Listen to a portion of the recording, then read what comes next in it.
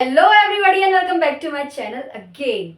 तो हम पढ़ रहे थे क्लास 6 हिस्ट्री का chapter number 2 and name of the chapter is from hunting gathering to growing food. अब इस चैप्टर का एक नया टॉपिक शुरू करने वाले हैं और ऑलरेडी 2 टॉपिक्स की मैंने वीडियो अपलोड भी कर दी और उन टॉपिक्स को अच्छे से एक्सप्लेन भी कर दिया, बहुत ही शॉर्ट में और बहुत अच्छी तरीके से। ठीक है, तो आप जाके उन वीडियोस को देख सकते हैं, आई बटन है यहाँ पे, उधर आपको अवेलेबल मिलेगी वो वीडियो। अच्छे से देखिए और उसके बाद अब पढ़ते हैं नए टॉपिक के टूवर्ड्स। अब टॉपिक का नाम है choosing a place to live in. कौन रहेगा, मतलब ये टॉपिक का नाम है कि एक प्लेस को चूज करना रहने के लिए। अब यहाँ पे हम हंटर गैदरर्स की बात कर रहे थे, ठीक है, अगर आप भूले नहीं हो तो। हंटर गैदरर्स जो कि 2 मिलियन ईयर्स अगो पहले धरती पे रहते थे, ठीक है, और काफी टाइम तक रहते आए थे। तो हंटर गैदरर्स जो है, अब ऐसा तो नहीं है कि वो रहेंगे नहीं, ठीक है। मतलब आर्कियोलॉजिस्ट ने हमें सिर्फ ये नहीं बताया कि वो कौन से टूल्स यूज किया करते थे। आर्कियोलॉजिस्ट ने ये तो बताया कि वो स्टोन टूल यूज किया करते थे, वुड के टूल यूज किया करते थे, बोन के टूल यूज किया करते थे, ये सब चीजें यूज किया करते थे। तो इससे हमें पूरी तरीके से तो नहीं पता चलेगा ना हंटर गैदरर्स के बारे में। हंटर गैदरर्स एक्चुअली रहते कहाँ पे थे। अब ये आप पूछोगे वो रहते भी थे, क्योंकि वो तो खाली फॉरेस्ट में यहाँ वहाँ घूमते थे। नहीं, ऐसा नहीं है, हंटर गैदरर्स भी रहते थे। उनको जैसे जगह मिलती थी, अब जैसे मैं आगे आपको पढ़ाऊंगी, इधर ही केव का एग्जाम्पल पढ़ाऊंगी, तो वो लोग रहते थे और उन्होंने ऐसी बहुत सारी ना इंडिया में साइट्स में वो रहे हैं। अब यहाँ पे आप मैप देखिए और इसे बहुत ही अच्छे से देखिए।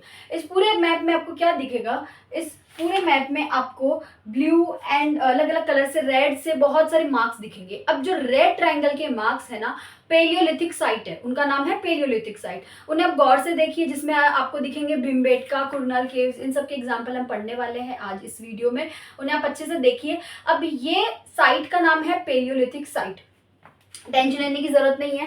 पेलियोलिथिक, मेसोलिथिक और नियोलिथिक मैं आगे आपको चैप्टर में बताऊंगी। अभी आप सिर्फ ये देखिए, जो रेड ट्राइंगल से मार्क्ड साइट्स है ना, वो साइट्स थी जहां पे हंटर गैदरर्स रहा करते थे, ठीक है। तो रेड ट्राइंगल से मार्क्ड जो साइट्स बताई गई है वो जगह थी जहां पे हंटर गैदरर्स रहते थे।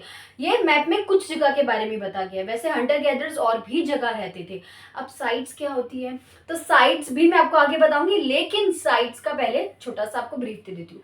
साइट्स वो कोई भी प्लेस हो गई जहां पे आपको हंटर गैदरर या वो जो टूल यूज किया करते थे, या और बिल्डिंग्स हो गई, या कोई भी चीज हो गई, उनके रिमेन्स मिलते हो, ठीक है। तो साइट्स भी मैं आपको आगे बताऊंगी, लेकिन साइट्स का पहले छोटा सा आपको ब्रीफ दे देती हूँ। साइट्स वो कोई भी प्लेस हो गई जहां पे आपको हंटर गैदरर या वो जो टूल यूज किया करते थे, या और बिल्डिंग्स हो गई, या कोई भी चीज हो गई, उनके रिमेन्स मिलते हो, ठीक है। सिर्फ जरूरी नहीं है हंटर गैदरर्स के ही, कोई भी आदमी जो पास में रहते थे, उन वो कौन से बिल्डिंग्स में रहते थे, उनके स्कल्पचर हो गए, उनके टूल्स, पॉट्स, कोई भी चीज हो गई, उनके जो बचे कुछ रिमेन्स होते थे ना, वो इन जगहों पे मिलते थे। इन तो जिन जगहों पे मिलते थे उन्हीं को हम साइट बोलते हैं। मैं इसको रब करके ना आगे अच्छे से साइट की डेफिनेशन भी लिख दूंगी और आपको वो लर्न भी करना है, क्योंकि अगर एग्जाम में पूछ लिया जाए कि जैसे site, what is site and describe, ठीक है, तो आपको अच्छे से बताना पड़ेगा ना। अब साइट्स जो कह सकते हैं धरती के ऊपर भी पाए जाते थे और साइट्स जो है धरती के नीचे भी। जरूरी नहीं है ना कि यार जो टूल्स है वो सिर्फ ओवर द ग्राउंड पाई जाए। मतलब हमें ये जो चीजें मिल रही है, सपोज मैं आर्कियोलॉजिस्ट हूँ एक, और मैं एक सर्वे पे निकल पड़ी हूँ और मुझे जो है एक, मैं इन्वेस्टिगेशन कर रही हूँ चीजों का, तो मुझे पॉट्स और ये सब चीजें मिली। मुझे जरूरी नहीं है कि मुझे ऊपर ही ऊपर सब चीजें मिल जाएगी। इनका टास्क ईजी नहीं होता है, आर्कियोलॉजिस्ट का टास्क हार्ड होता है। इनको कभी कभी ग्राउंड को भी टिक करना पड़ता है। तो जब ये एक्सकावेट करते हैं ग्राउंड को, तो इनको धरती के नीचे भी चीजें मिलती है। अब भूलिए मत, अभी अभी चैप्टर 1 में ये चीज पढ़ा है कि आर्कियोलॉजिस्ट जो है कभी कभी ग्राउंड को भी डिग करते हैं, क्योंकि उधर उनको नीचे भी सामान मिलते हैं। अब आप ये सोचेंगे कि सामान नीचे कैसे शिफ्ट हो गए। सामान नीचे शिफ्ट नहीं हुए हैं, धरती ऊपर बनने लगी, ठीक है, समझिए चीज। क्या होता है कि इसमें यह भी लिखा है कि चीजें पानी के अंडर में भी पाई जाती थी। बहुत सारी बिल्डिंग्स, मूर्तियां, ये सब पानी के अंडर में भी पाई जाती है। आर्कियोलॉजिस्ट इनको ढूंढते हैं। तो ऐसा कैसे हो सकता है कि पानी के नीचे इतनी बड़ी बड़ी मूर्तियां या फिर टूल्स मिल रहे हैं। तो देखो, ये बहुत पुरानी बात है। अब हिस्ट्री को फील कीजिए, ये बहुत पुरानी बात है। तो जब इतना टाइम हो जाएगा चीजों को, ठीक है, तो धीरे धीरे क्या होता है, जो लेयर, अर्थ की जो लेयर है वो भी तो बनने लगती है ना और अच्छे से। यार अब पानी जो है, जरूरी नहीं है कि अब जो पानी हमें मिल रहा है जिन जिन जगहों पे, वो पहले एग्जैक्टली उन्हीं लोकेशन पे था, ठीक है। ऐसा भी तो हो सकता है कि वो सारी चीजें जिन जगहों पे थी वो तो थी, लेकिन धीरे धीरे ओवर द इयर्स, आज 1000 ईयर्स क्रॉस करने के बाद इतने सालों में उन उन जगहों पे से स्टोन पे स्टोन, मतलब मिट्टी मिट्टी मिट्टी करके लैंड बनने लग गई। फिर उन्हीं जगहों के ऊपर जो है पानी भरता गया और वो जो चीजें हैं वो नीचे चलती गई। तो इसीलिए आर्कियोलॉजिस्ट को इन जगहों को डिग करना पड़ता है, ताकि वो है इन सब चीजों को निकाल सके, इनको पढ़ सके और पता लगा सके कि भाई ये कौन से पीरियड की, मतलब कितने साल पुरानी चीजें हैं। ठीक है, उनके बहुत सारे मेथड होते हैं, ठीक है, आर्कियोलॉजिस्ट के। तो उन सारी चीज़ों को ध्यान में रखते हुए ये हमें बताते हैं और हमें इन्फॉर्मेशन देते हैं। ठीक है, तो ज़्यादा डिटेल में नहीं जाएंगे, बट आप यही चीज़ याद रखिए कि ये काम आर्कियोलॉजिस्ट करते हैं। ओके, अब पेलियोलिथिक साइट, वो मैंने कही थी, वो साइट है जहाँ पे ऐसे मालूम हो रहा था कि हंटर गैदरर्स वहाँ रहा करते थे। ठीक है, मैनी साइट्स वर लोकेटेड। अब देखिए ये जो साइट्स बताई गई है ना, ये साइट्स पानी के आसपास भी है, क्योंकि आर्कियोलॉजिस्ट का ये कहना है कि हंटर गैदरर्स जो है वो मोस्टली कहाँ कहाँ रहते थे। तो अभी आपको ऐसे 3 पॉइंट्स लिखवाऊंगी मैं, उन 3 पॉइंट्स में आपको पता चलेगा कि आर्कियोलॉजिस्ट यहाँ यहाँ रहते थे। और मैप में तो आप देख ही चुके हो कि जहाँ जहाँ रेड स्पॉट किया गया है वहाँ पे वहाँ पे हंटर गैदरर्स रहते थे। ठीक है, हंटर गैदरर्स रहते थे।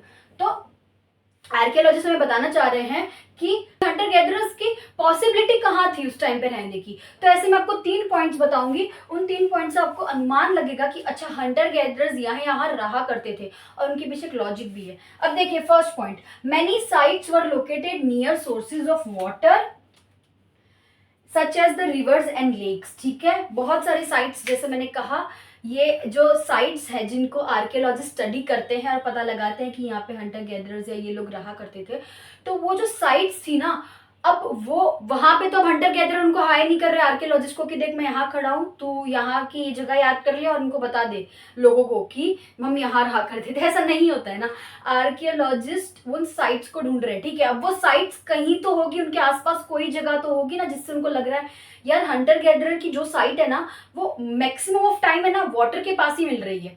तो इससे क्या पता चलता है कि हंटर गैदरर्स जो है मोस्टली वाटर सोर्सेज के बाजू में रहा करते थे, उसके इर्द गिर्द उसके रहा करते थे। ठीक है, so many sites were located near sources of water such as the rivers and lakes. क्यों रहा करते थे वाटर के पास? वो आपको पता होना चाहिए कि वाटर से मैक्सिमम नीड्स पूरी होती है इंसान की। भलाई उनको पेड़ों से और इन सब चीज़ों से उनकी नीड्स पूरी हो रही, लेकिन पानी तो तब भी पीते थे ना लोग। अब पानी होगा कोई दूसरे गांव और ये रहेंगे कोई एक दूसरे गांव, तो वो रोज चल के पानी पीने तो नहीं जाएंगे। वो यही सोचेंगे, जैसे मैंने कहा था, वो पेरिनियल या फिर सीजनल सोर्सेज ऑफ वाटर के आसपास रहेंगे ना, और मोस्टली वो पेरिनियल के आसपास रहते थे क्योंकि वो through out the year present है ना। तो इसीलिए वो सोर्सेज ऑफ वाटर के आसपास रहते थे। देखिए, आप ज्वाइंट करना सीखिए यार, पहले का टॉपिक मत भूल जाइए, पहले का चैप्टर भी मत भूलिए, क्योंकि कुछ ना कुछ लॉजिक है उस चीज के पीछे।